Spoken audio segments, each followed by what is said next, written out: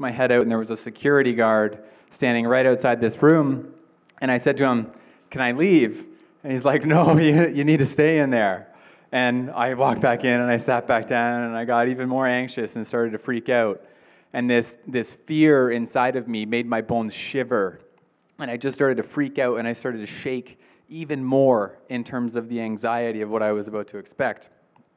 Nurses then had walked in the room, and they offered me a sedative. And I was like, no, I don't want that. I don't want to take any medication. I'm good. Thank you very much. My mom quickly comes in 2 minutes later. She's like, "Take the sedative. They're going to come in and force you to take it if you don't take the sedative." So I was like, all right, I'll take the sedative. And later that day, I had basically fallen asleep on the floor. I was transferred up into the psychiatric intensive care unit. A couple days later, I was diagnosed as bipolar. I was quite avidly telling everyone that I was Jesus Christ. It was quite the fascinating experience in itself, not something I recommend to telling to a psychiatrist. They will most likely stick you in a little piece of paper and throw you into a hospital. This experience for me was incredibly moving. I was placed into a room which was completely glass walls. I was monitored for 24 hours a day, 7 days a week. I was not able to do anything other than take a shower in private. I was completely at bare to what the nurses and the doctors were seeing with me. I had about a 5-minute meeting each day with the doctors where I continued to tell them that I was Jesus Christ until I realized that wasn't a very effective method for me getting out of the hospital.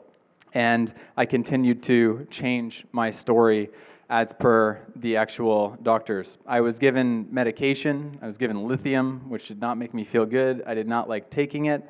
And it was quite an astonishing experience to have so many people look at you in a particular way and even observing yourself in this way. And it was a very enlightening experience because I was forced to really look at myself at this point in my life and assess what I wanted to do and where I wanted to go.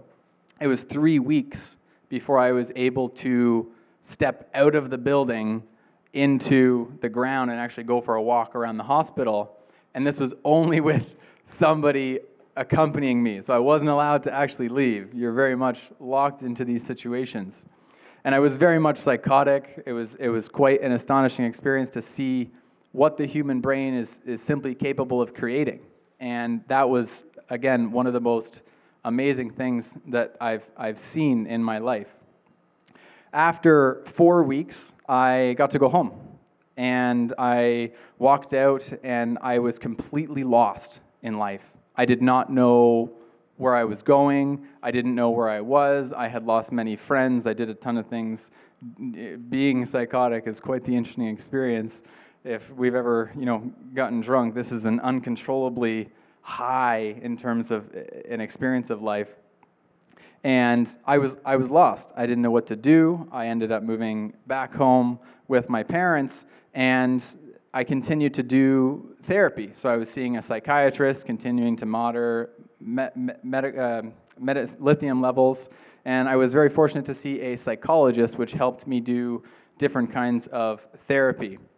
Now, through this process, I was working with a psychiatrist and a psychologist for probably 2 years, and I made no progress. I was not getting any better. I was not getting any healthier. I was not getting any happier. And I wasn't dealing with that root cause of what was making me unhappy and what was really pulling me down. And after 2 years of working with a psychiatrist and a psychotherapist, I made the decision for myself to say, hey, I'm gonna actually go out and I'm gonna actually get better. Prior to this, I was basically walking into my psychiatrist's office with the attitude that you need to fix me. I'm broken. And unfortunately, this is what my environment was telling me for a very long period of time is I'm broken. This is what the doctors came in and they said when they said, oh, he's bipolar. I'm like, I'm broken. That was the story that I was telling myself.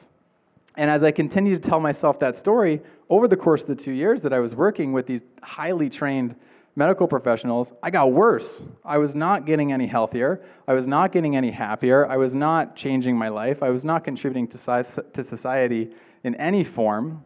I was fundamentally getting worse.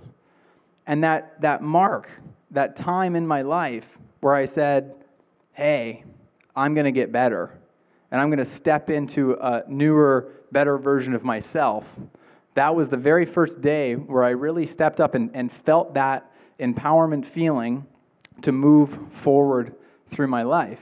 And that was the monumental shift in my own healing, was simply when I took responsibility for my own experience of life, and I decided to say, hey, I'm going to get better.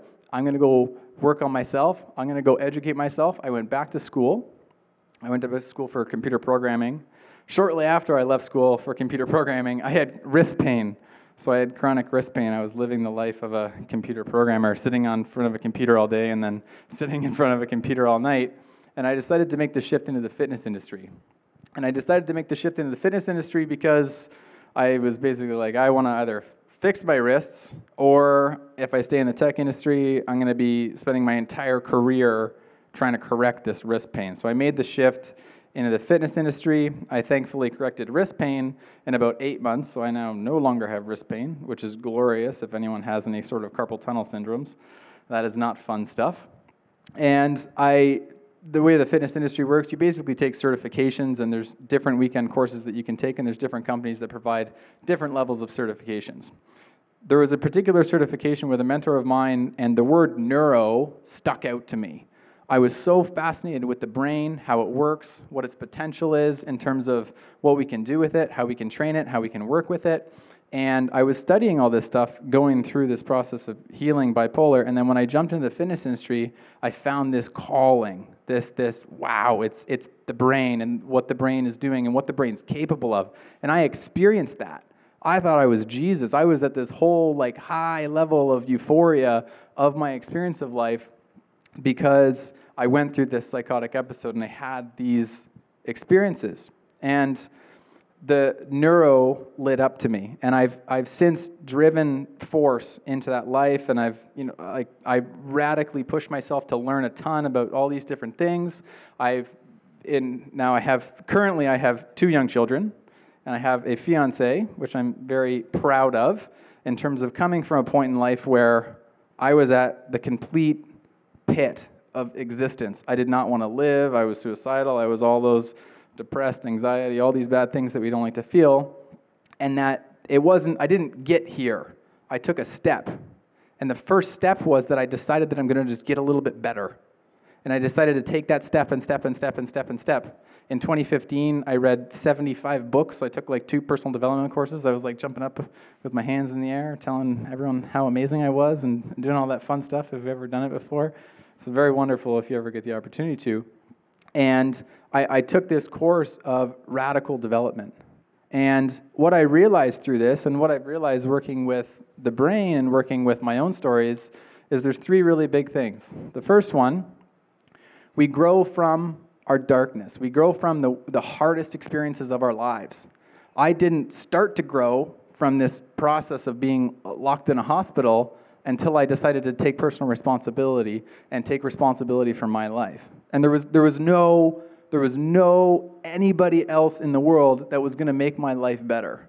I couldn't put my responsibility out there and say, hey, like make the world a better place. I was like, no, I get to go do that. And that was the really big monumental shift.